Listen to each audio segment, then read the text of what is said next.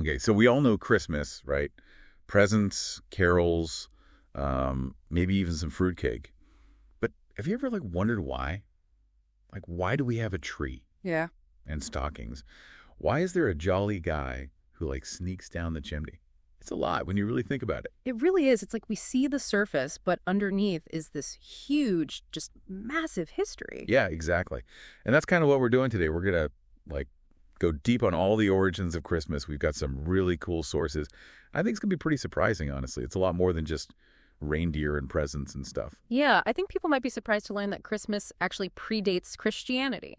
Wait, hold on. Christmas before Christianity. Seriously. Seriously. So imagine, ancient Europe, no churches or anything like we see today, right? It's the winter solstice, shortest day of the year. The sun's basically gone and everything's kind of dark and cold. Oh, yeah, I can imagine. Sounds kind of rough. Yeah, it was. Back then, people all over Europe had these huge festivals, right? They were trying to, encourage the sun to come back, big feasts, bonfires, rituals, all that stuff. It was a really big deal. So basically, early Christmas was less about, peace on earth. Yeah. And more about just surviving winter. That's a good way to put it.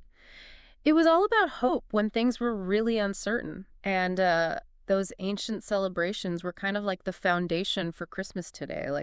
Take the Scandinavian Yule, for example. Oh, yeah, the Yule log.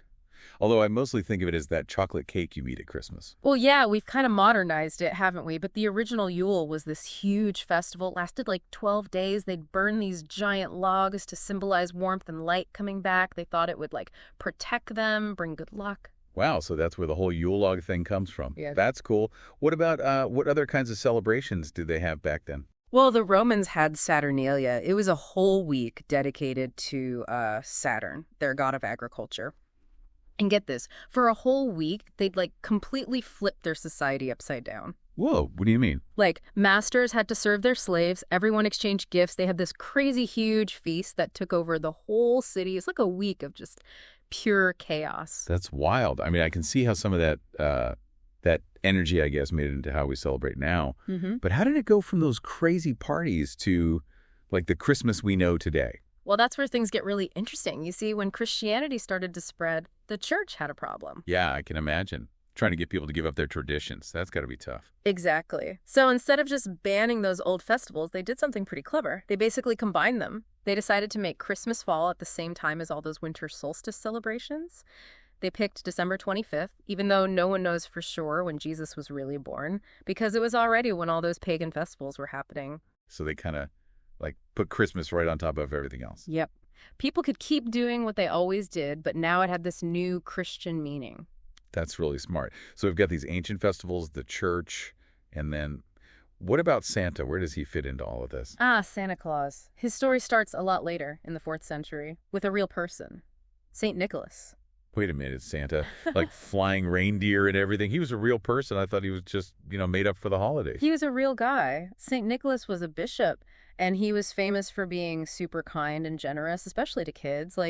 Legend has it he would secretly drop gold coins down people's chimneys if they were struggling. No way. So the chimney thing, that's based on something real. Man, this is blowing my mind.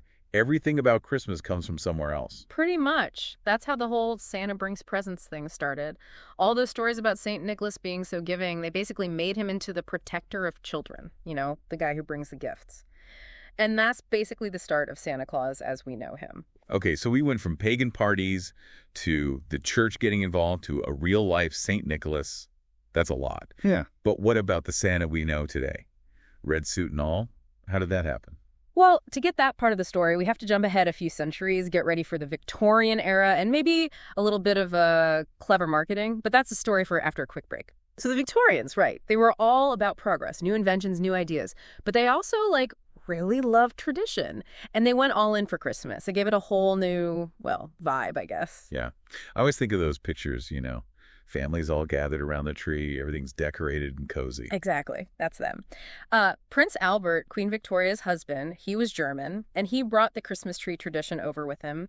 It became the symbol of family and warmth, that whole idea of Christmas being a cozy family holiday. That's really from them. So they gave us the tree. What about Santa? Did they change him up too? Oh, absolutely. Big time. In 1823, this poem came out called A Visit from St. Nicholas. You probably know it as "'Twas the Night Before Christmas." Oh, yeah, of course. That's the one with all the reindeer names, Dasher and Dancer and all those, and the one with sugar plums dancing in kids' heads. That's it. And that poem really set the scene for Santa as we know him. The sleigh, the 8 reindeer, that whole jolly, larger-than-life personality, it all comes from that poem. So they made him, like, more magical, right? Yeah. But still no red suit? Nope, not yet. Yeah. That comes later. And you're not going to believe this, it was basically a marketing campaign. Seriously? Yeah. In the 1930s, Coca-Cola hired this artist, Haddon Sundblom. They wanted him to, like, draw Santa for their ads. And that's where the red suit came from, the one we all know. Yep, that's him. Sundblom's Santa. Round belly, rosy cheeks, big white beard, that whole thing. And of course, the red suit with the white fur. That image just stuck. He made Santa look so warm and friendly and magical. Wow. It's kind of crazy how a company can just, like, decide what something looks like, and everyone goes along with it. It's pretty powerful, right? Images, stories, they shape how we see the world.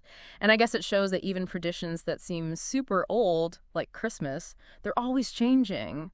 Someone can come along and just kind of reinvent it. Yeah, it makes you realize that Christmas isn't just one thing, right? It's been shaped by history, traditions, and even, I guess, marketing.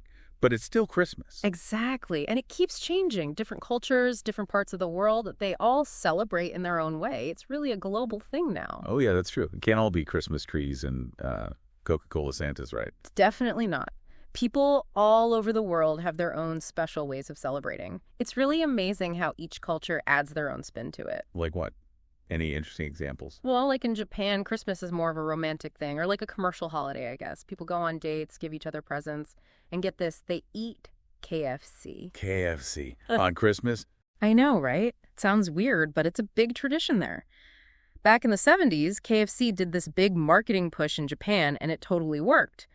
Now everyone wants their Christmas chicken. It's pretty wild how different it can be depending on where you are. Yeah, that's a good example. So global, but also local, like the same idea, but changed to fit the culture.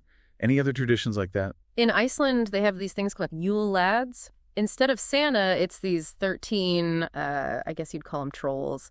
They come down from the mountains in the days before Christmas. Yule lads. That's a new one. Oh, so yeah. Are they like Santa, but a little mischievous?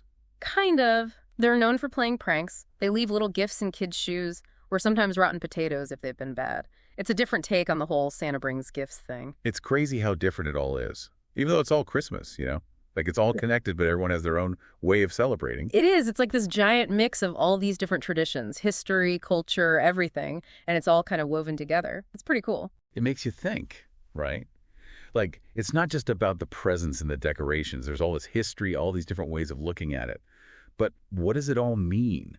What ties it all together? It's really interesting. It doesn't really matter how different all the traditions are or how much Christmas changes. I think it always comes back to this basic need to connect with people, to find light and hope, especially when it's, cold and dark outside. Yeah, that's true. I mean, no matter where you are or how you celebrate, this time of year just makes you want to feel like warm and connected. It's kind of universal. Yeah, totally. Whether it's Hanukkah or gathering around a fire like those old Yule celebrations or having a big Christmas dinner, I think we're all kind of reaching for that same thing, something bigger than ourselves. It's almost like even the oldest traditions, they never really stay the same. Each generation, they kind of make it their own, you know? Like they adapt it to fit how they see the world. Yeah, and Christmas is the perfect example. It's been through so much, from pagan rituals to a Christian holiday, and now it's this global thing that's changed with, well, pretty much everything. Victorians, Coca-Cola, you name it. And it still works. We've changed so much, but that feeling of light and hope and just being generous, it's still there. It's kind of amazing how something that old is still so important to us today. I think it shows how powerful that human connection is. We need those rituals, those things that bring us together, especially when things are, well, maybe not so great in the world. Christmas, I think, it gives us that comfort, belonging, and that hope that even when it's dark, the light always comes back. So next time I see a Christmas tree or someone puts out cookies for Santa or even someone eating KFC in Japan, I'm going to remember all of this, all the history, all the change, all the different meanings. It really makes you think, doesn't it, about your own Christmas, What traditions will you keep? Which ones will you change? What will you make your own? That's a good question to think about as we head into the holidays. Well, thanks for taking us on this journey. This deep dive has been, honestly, really eye-opening. I never knew how much there was to Christmas. It's been my pleasure. Happy holidays. Happy holidays to you, too. And to everyone listening, we hope this deep dive is giving you something to, I don't know, maybe just think about a little differently this year. It's amazing how much meaning is packed into all these traditions we have.